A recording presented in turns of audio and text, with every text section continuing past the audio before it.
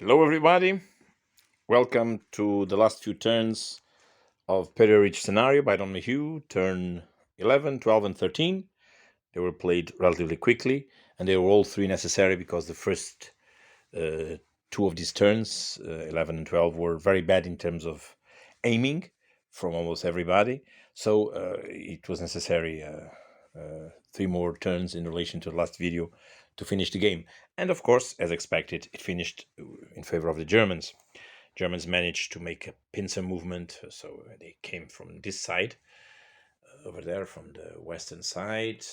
They defeated the opposition on the ridge.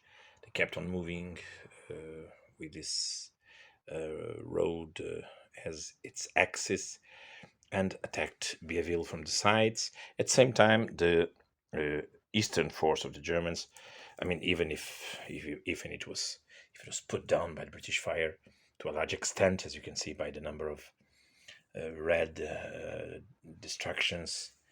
Two of these symbols glued means a distraction. One means it means a damage. But the fact is that even so, they kept some strength, namely infantry. You can see still plenty here, and some armored fighting vehicles still moving, even if damaged. So they managed to surround the British and subdue them by fire. In fact, I think the center of the question for this game, and the center of the reason for why the Germans won this game, German victory. I think main reason was the way the game is played, which means it's horizontally. It's an horizontal game. This makes the Germans approach the British relatively quickly and exchange fire with them at a normal range, and with a little bit more Panzer IVs with better guns than 75 millimeter of the Shermans.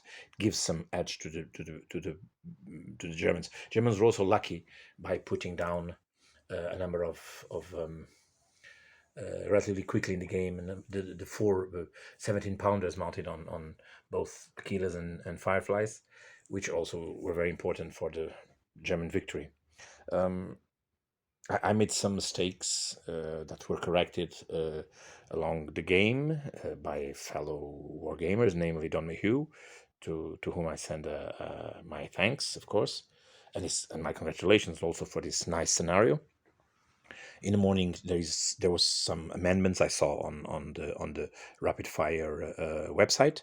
I already have them. I wouldn't have done this thing here. You can see in the middle. I mean, shooting over damaged and destroyed, not damaged, destroyed vehicles. This firefight, this almost duel, could not have been possible if the previous turns were made, in the past. But since this morning, it is clear that it can't be done. You can't shoot over, over dead tanks and AFVs and things like that. It's too much for a fighter. The British are withdrawing, as you can see here, due to moral tests, and of course are abandoning the battlefield because the battle is effectively lost. So it's no use to prolong the pain of the British army in this sector.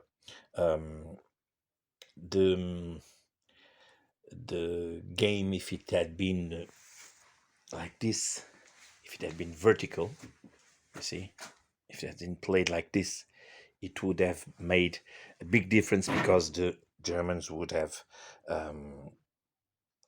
to deal with long range firing from the 17-pounders, and probably would have suffered more casualties than the ones they had, and maybe their advance would have been stalled, but we never know. Next, I will show you some of my big units. I have plenty of them to show you, and I'll start with the 21st Panzer, complete 21st Panzer, which I hope you enjoy. It will be a break on the game itself, and it will be a little bit of a Vanity Fair, of course, for my side. Sorry. Let's see how it comes, okay? See you soon. Bye-bye.